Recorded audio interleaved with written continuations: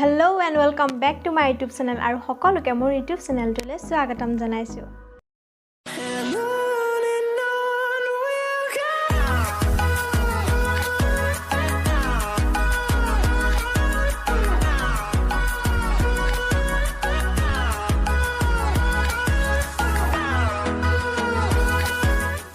আজি মোৰ লগত আছে মোৰ ভন্টি তৰালি হাই আৰু আজি আমি দুইজনী মিলি এটা ফুড চ্যালেঞ্জ কৰিব গৈ আছো যেটো বহুত ইন্টাৰেষ্টিং হ'ব গৈ আছে আপোনালোকে শেষলৈকে ভিডিওটো চাব আৰু আহক তেতিয়ালে ফ্ৰেন্ড আজি ভিডিওটো আৰম্ভ কৰো